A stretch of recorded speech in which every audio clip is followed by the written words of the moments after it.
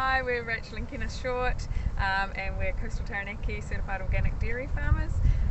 Here we are amongst our Jersey herd, so we milk 400 Jersey cows. We have all our young stock on farm, we're fully self-contained, all our feed is grown on farm, and yeah, this is us. Can you tell us about your journey into organics, please? So we've been on this farm for 18 years. So in 2015, well, prior to that we were conventionally farming, but we'd always been self-contained. And there's some really good certified organic dairy farmers around coastal Taranaki, and we just really got curious about what they were doing. It was about the same time that Fonterra was ramping back up with their organic supply. So we started, it takes 3 years to convert to organic, so in 2015 we started our conversion on our other farm and really just realised that was what we were all about. So then the following year we started our conversion on this farm. So yeah, we've been certified since 2018 at Oanui and 2019 here. And as part of that conversion, we supply into Fonterra, into the organic program. We got to go to America with Fonterra on an organic study tour, meet with some of the Fonterra's organic customers over there, and some of the organic dairy farms over there, and the like. So look at our products in different supermarkets, and went to a World Food Trade Show and that. So yeah, it's been a really cool journey. Like I said, we've come from self-contained. To start with, we thought it wasn't going to be a huge change from what we're already doing. And previously we were using a bit of synthetic fertilisers and a few sprays and stuff that we had to change.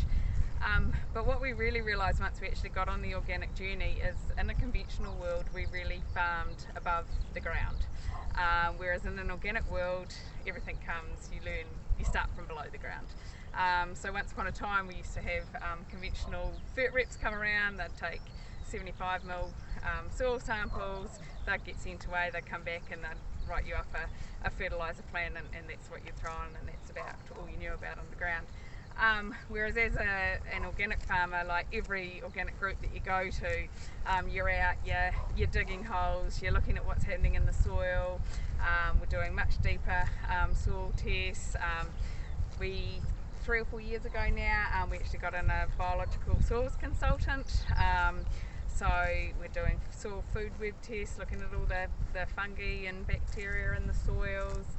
We're out there, we're doing water infiltration tests, we're digging holes, we're looking at root depths, we're looking at counting worms, anything like that.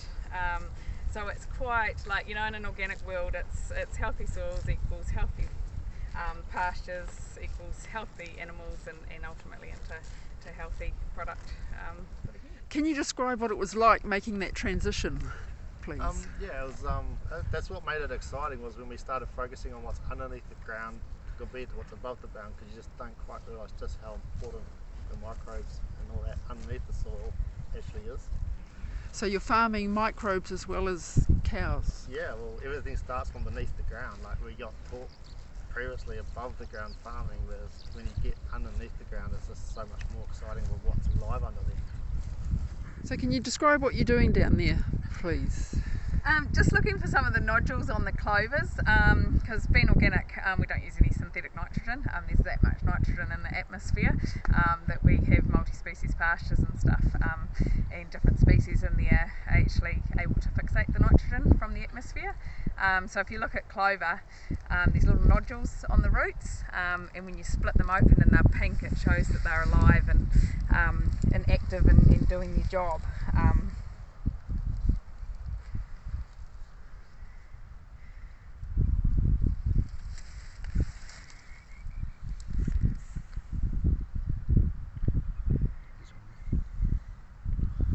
Then if you squeeze these nodules, they should be pink inside. Just my dirty fingers put there helping. So we do a lot of visual soil assessments here as well. We'll be quite often out digging holes, counting how many worms are in that spade width, just looking at root depths, any sort of other pest pressure. We also do water infiltration tests. So your soils are supposed to absorb the rain like a sponge. So compacted soils won't do that, and that's where you get all the runoff that goes into the rivers and stuff. So like it looks like a beautiful day today. The last couple of days there's snow up on the mountain. We've had a hell of a lot of rain, even a tornado go through just up the road. So but you can see our pastures and our soils, they've absorbed all that water. We don't have ponding, and that means that it's gone straight into the soils and it's not running. We're not losing topsoil down the drains. Oh, look There at we go. That's what we're looking. A nice pile of worms that we're finding. Not that we're literally counting the spade width right now, but just you can see all the worms and stuff that are in the soils there. They're aerating the soils. They've all got their place there. Oh, look at all those worms. And that broke open nicely too. What are you seeing there as far as soil structure goes? Well, you're seeing soil that's very easy to pull apart, so it's nicely open so the water and the air can get through it nice and simply. The worms are doing a fantastic job in that. Like you can see, it's just crumbly. And when the soils are nicely aerated, it's not just about them being able to absorb that water like the sponge. They actually hold their water capacity through the summer as well. So that's and keeping ground cover through the summer. That's big too. Like we don't like to like when we talk round lengths when the cows are going around the farm, like a lot of talk, around those 21-day rounds and stuff when people are heading into summer.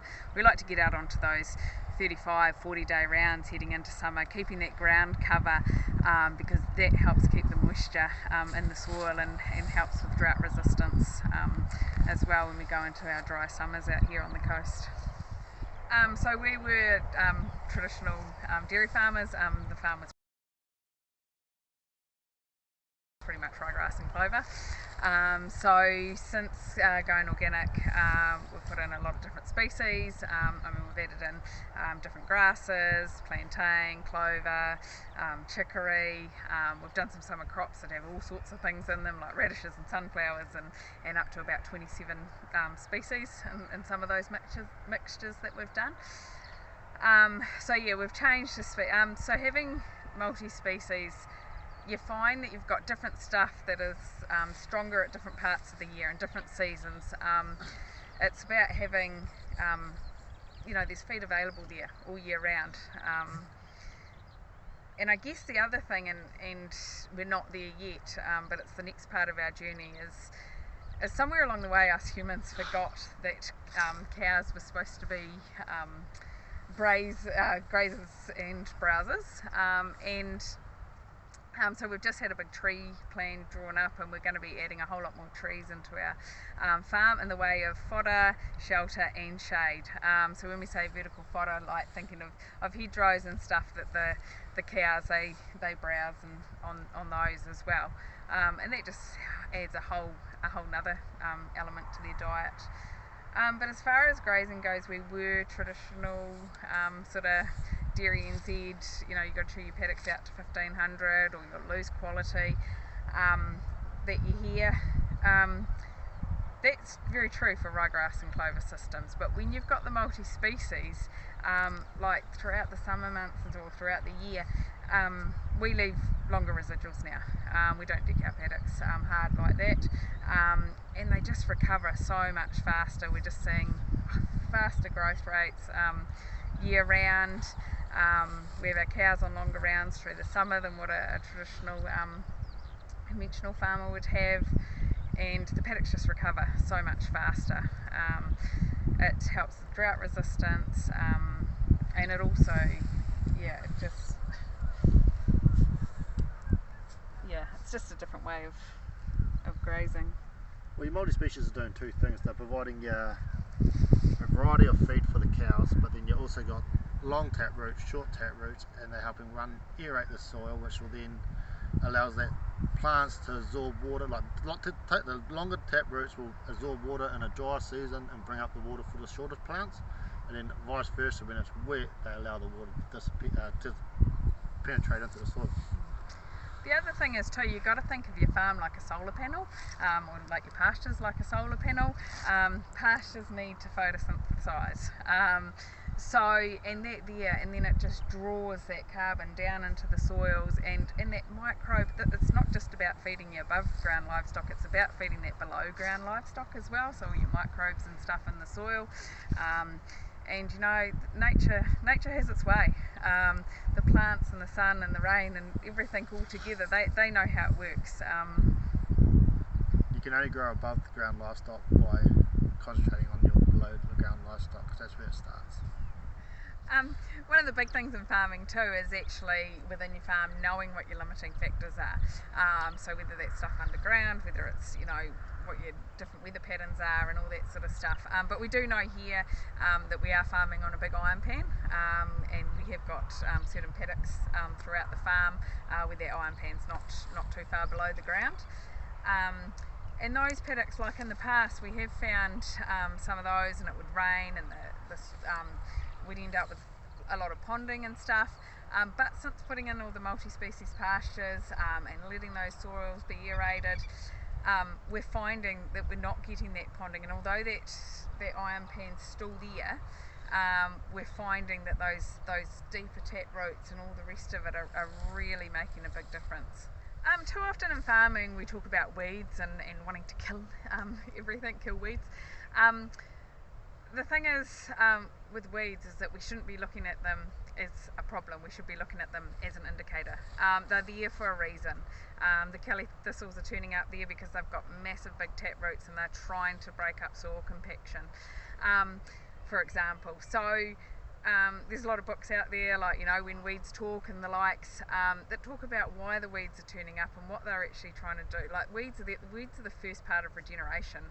They're turning up for a reason, to fix a problem in the soils. So have you changed your fertiliser at all since going organic? Yes, that was probably one of our biggest changes, and where we've done the most learning, I guess. So when we were using synthetic fertilisers as conventional farmers. When we first converted to organics, we sort of made the shift to organic chicken manure, and that was available here in Taranaki, and that's what we knew at the time. But after getting in a biological soils consultant, we've moved towards biological stimulants. So we're using fish hydrolysate, seaweed. We're also putting in a bit of lime. We use humates. Also, like, we still do soil tests and stuff, so if there's any sort of deficiencies, like cobalt or something, we can add that into our mixture as well. So yeah, we're in that liquid fert zone, and it's more, yeah, we use biological sort of soil stimulants rather than fertilisers as such. So what do you mean by a soil stimulant as opposed to a fertiliser? So a lot of the fertilisers, like your synthetic ones, are all NPK, whereas the biological soil stimulants, like your fish hydrolysates and your seaweeds and stuff, they go on as a liquid, and they're really there to help activate the microbes in the soil. They activate the fungi, they activate the bacteria. We do a lot of testing through Soil Food Web, and when we first started, like, a lot of our fungi and bacteria wasn't even active, and a lot of New Zealand soils are very bacterial dominant, whereas now we've got both the bacteria and the fungi really active, and we've balanced up that ratio a lot more, the fungi to bacteria ratio.